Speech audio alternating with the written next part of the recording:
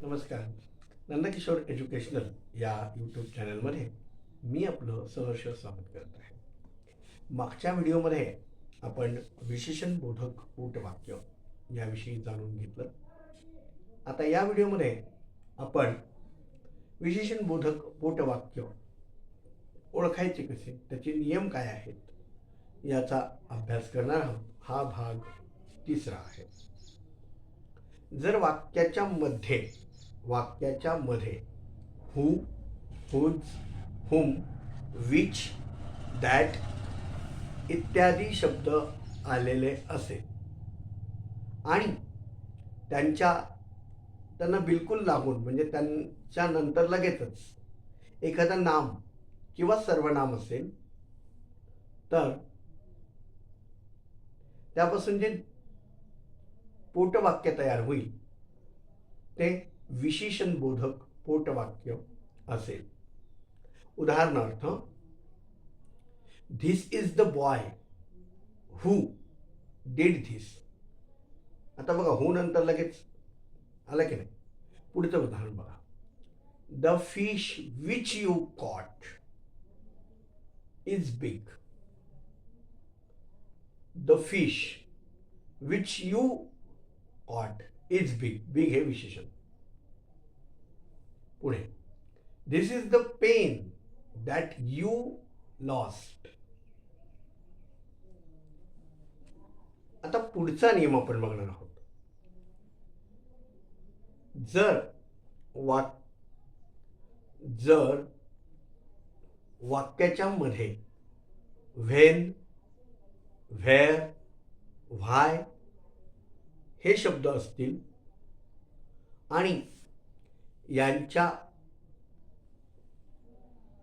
हे शब्द असतील आणि यांच्यावरून वेळदर्शक, स्थानदर्शक आणि कारणदर्शक नामे, मी काय सांगितलं नियम नीट बघा. जर वाक्याच्या मध्ये व्हेन, व्हेअर, व्हाय हे शब्द असतील आणि त्यांच्या अगोदर म्हणजे ह्या शब्दांच्या अगोदर म्हणजे जे मी वरती शब्द वाचले त्यांच्या अगोदर जर वेळदर्शक, स्थानदर्शक आणि कारणदर्शक नामे असतील तर त्यावरून सुद्धा विशेषण बोधक पोटवाक्य तयार होईल. उदाहरण बघा, the time when he will come is fixed. आता the time when he will come is fixed. पुढचं उदाहरण, I know the place where he was born. पुढचं उदाहरण, this is the reason why he failed. लक्षात आलं. पुढचा नियम बघा, जर वाक्यामध्ये सच हा शब्द असेल आणि त्यानंतर लगेचच ॲज हा शब्द आला असेल तर ॲज पासून नेहमी विशेषण बोधक पोटवाक्य तयार होईल. उदाहरणार्थ, I hate such students as don't read properly. मी अशा विद्यार्थ्यांचा तिरस्कार करतो जे प्रॉपरली अभ्यास करत नाही.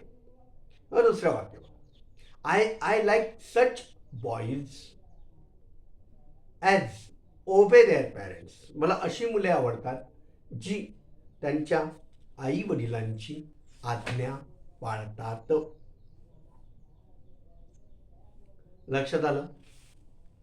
आता इथे हे आपण विशेषण बोधक पोटवाक्य कसे ओळखायचे किंवा यांचा कसा वापर होतो त्याबद्दल आपण जाणून घेतलं. आता मी तुम्हाला एक्सरसाइज देणार आहे.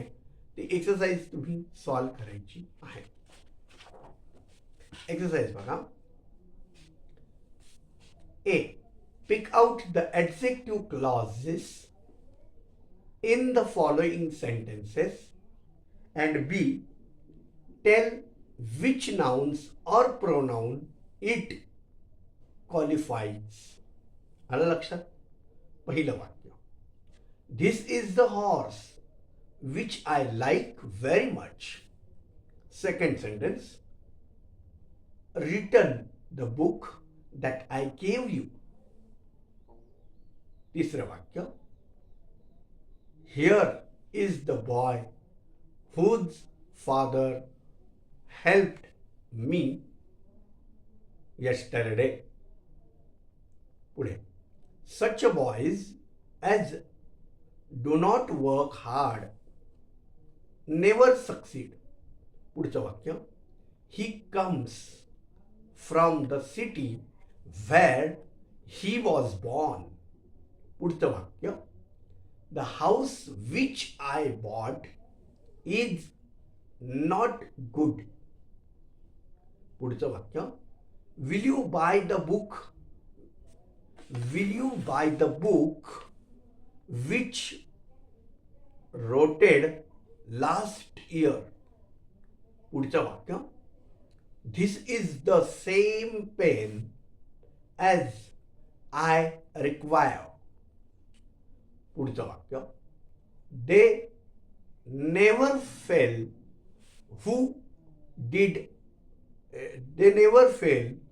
who die in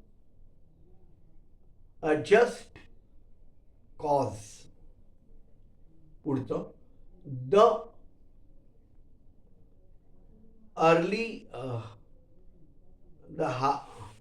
पुढचं वाक्य. This is the reason why your brother failed. God helps those who help others. Those whom God love die young. पुढचं वाक्य. It all you can. पुढच्या व्हिडिओमध्ये आपण द ॲडव्हर्ब क्लॉज म्हणजेच क्रिया विशेषण बोधक पोटवाक्य यांचा अभ्यास करणार आहोत. आशा करतो की मी दिलेली माहिती आपल्याला नक्कीच समजली असेल. माझ्या व्हिडिओजला आपण जास्तीत जास्त गरजू लोकांपर्यंत, गरजू व्यक्तींपर्यंत पोचवा. कारण हे व्हिडिओ तयार करताना खूप मेहनत घ्यावी लागते आणि आपलं एक लाईक, सबस्क्राईब यातून आम्ही मोटिवेट होत असतो, यातून आमचं उत्साहवर्धन होत असतं. आणि या उत्साहवर्धनासाठी आपण आपलं सहकार्य व्हिडिओजला लाईक करून, कॉमेंट्स करून आणि इतरांना शेअर करून जरूर करावं ही नम्र विनंती. भेटूया पुढच्या अशाच एका नवीन इंटरेस्टिंग व्हिडिओजमध्ये द ॲडव्हर्ब क्लॉजच्या पुढच्या भागात. तोपर्यंत खुश राहा, आनंदी राहा. धन्यवाद.